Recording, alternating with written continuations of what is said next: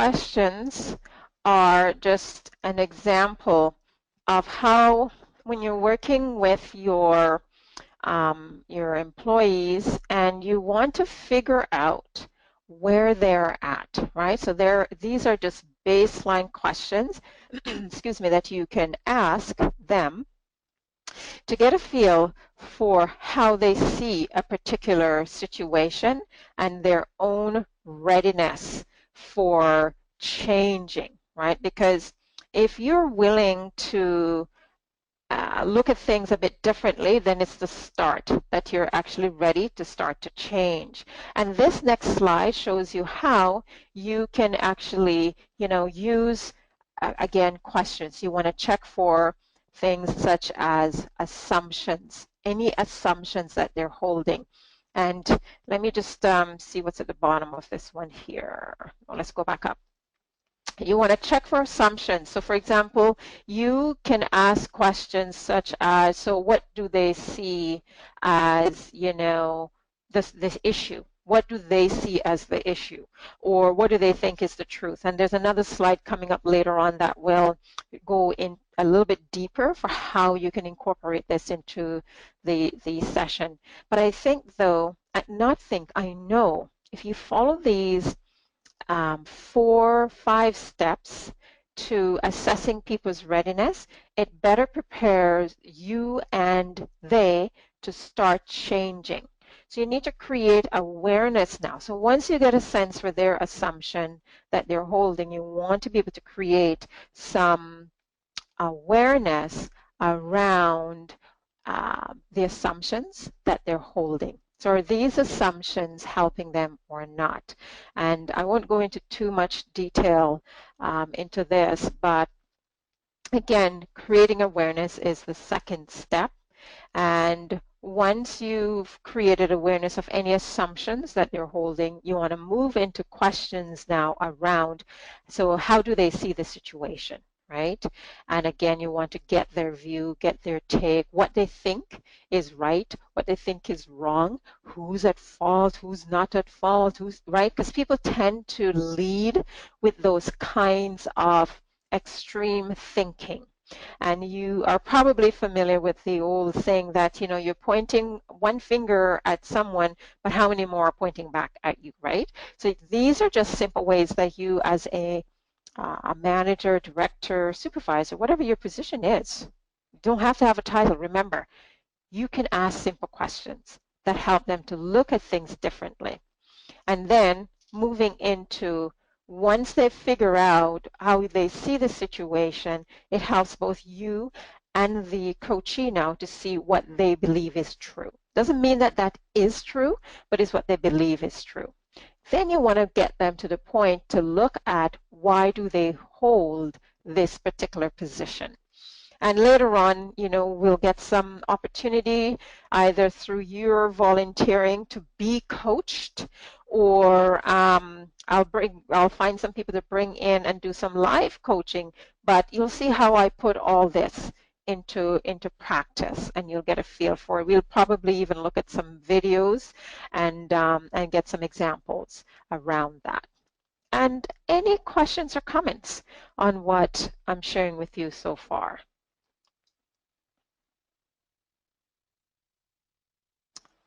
Just remember to just click on the hand or send me a message if you have any questions.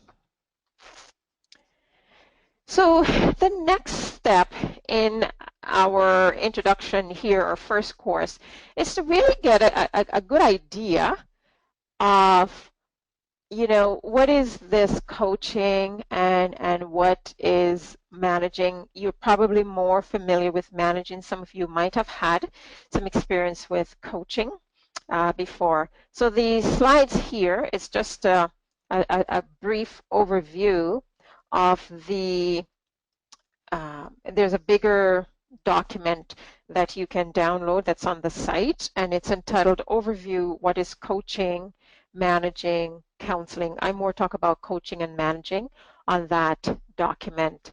So you can see on your slide here on the screen I'm doing a very brief comparison of the two. So coaching focuses on clear goals and actions.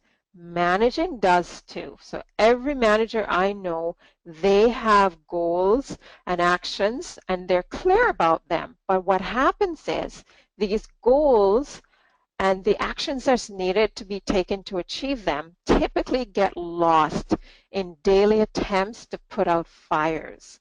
If you're a manager or a supervisor, I know some of the challenges that you face. You have multiple priorities, multiple demands coming your way, and as a result, you find that those long-term goals, the medium-term goals, they don't get addressed.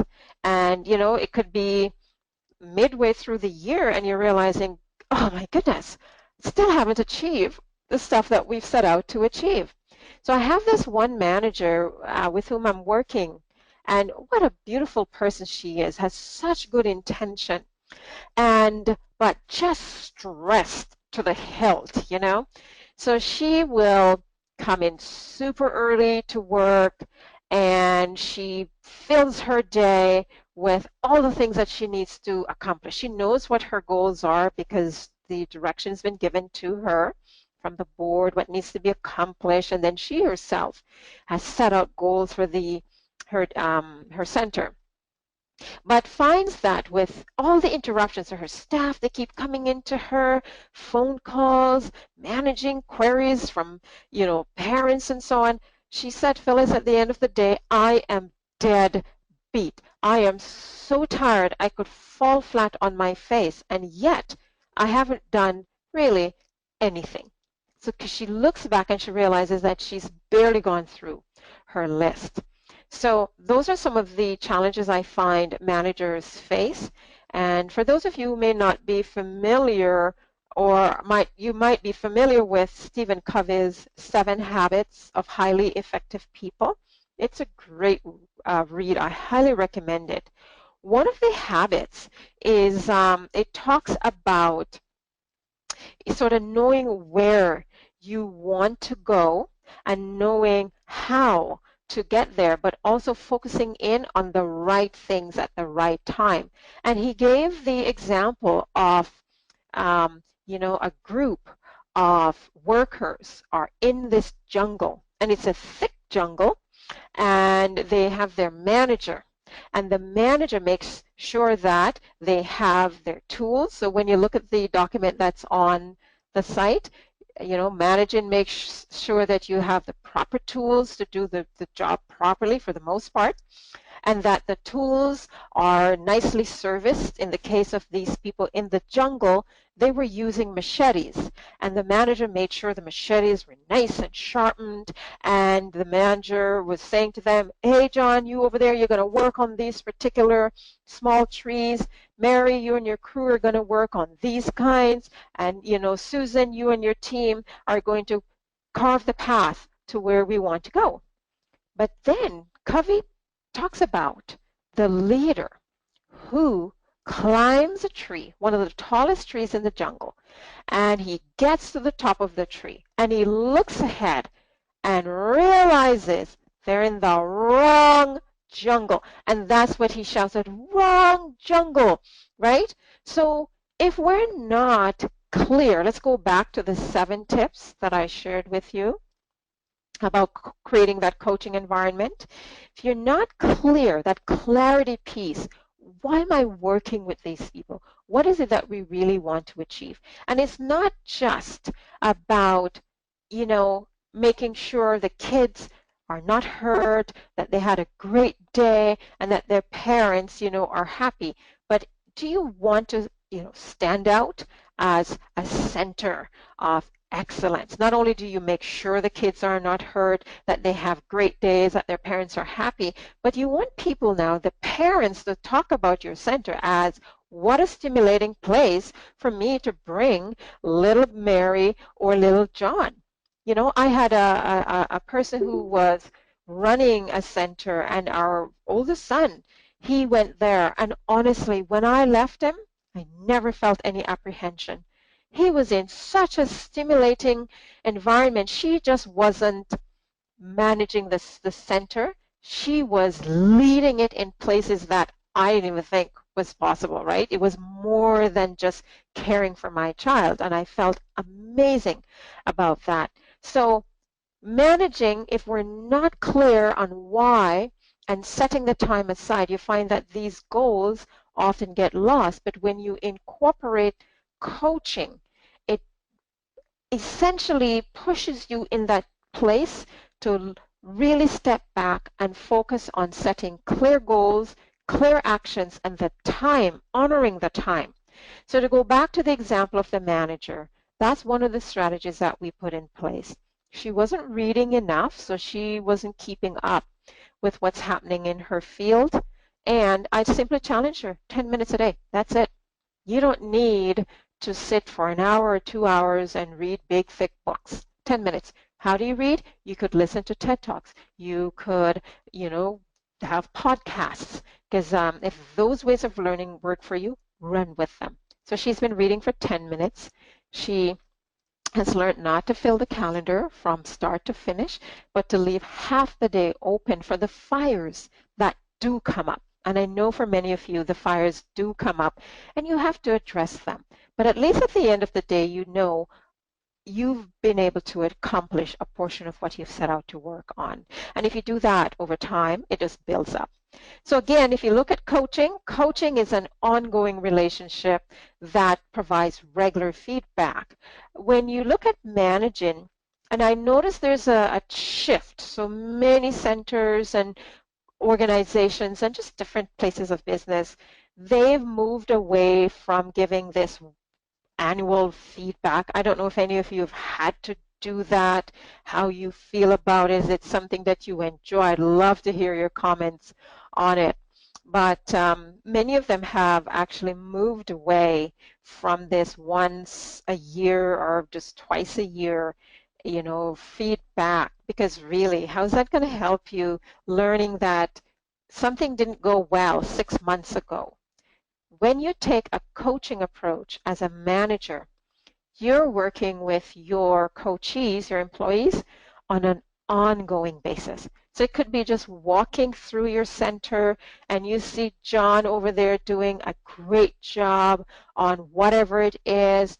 You make sure now you're publicly acknowledging John. Or if you see that Mary is doing something that is just unacceptable, you make sure that you're going to pull Mary aside, take her in, give her that feedback, and I'll show you how, as I said, because you want to stop that behavior right away. Don't save it up for 6 months later when you're going to give Mary her performance review, and that's when she's learning that, oh, so this is what you did at that time and it was not appropriate. It doesn't help you, it doesn't help the center, and it doesn't help Mary. So you want to move away from this, giving feedback a couple times a year to making it ongoing.